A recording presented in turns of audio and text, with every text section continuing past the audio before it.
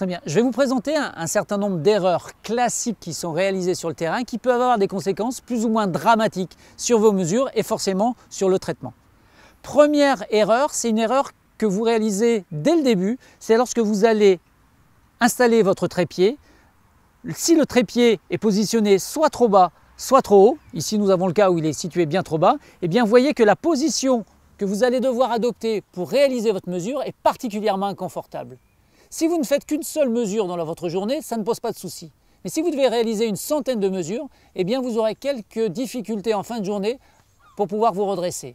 Donc la position idéale du trépied avec son système de mesure est évidemment à hauteur d'homme avec une mesure qui soit parfaitement alignée et horizontale entre la règle, le niveau et votre tête lorsque vous êtes confortablement installé.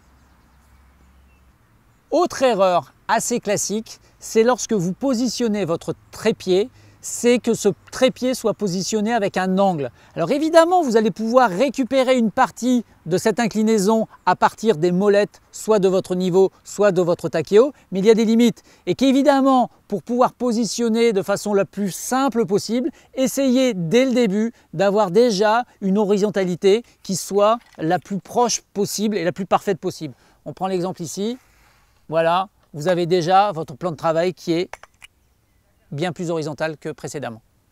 Alors, autre erreur qui peut poser des soucis, et cette fois-ci qui risque d'être beaucoup plus dramatique, c'est tout simplement lorsque vous allez changer de position de votre opérateur pour réaliser deux mesures successives, c'est de déplacer la totalité de la platine, y compris la platine qui indique l'angle de positionnement de votre niveau.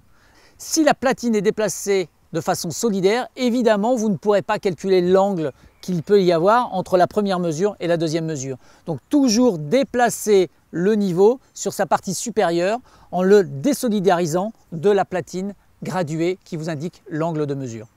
Alors quelques erreurs classiques sur l'opérateur qui manipule la règle. La première chose, c'est évidemment un déploiement partiel de la règle. Vous voyez, vous avez différents niveaux de règles et il faut évidemment les déployer progressivement. Si vous déployez, comme on peut le voir ici, le troisième niveau sans avoir déployé le deuxième niveau, eh bien vous allez avoir des mesures qui vont être totalement discontinues.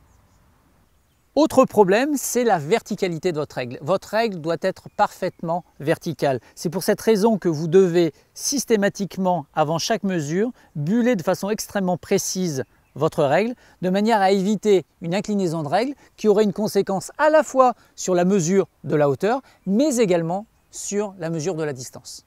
Autre souci, c'est dans l'utilisation du prisme.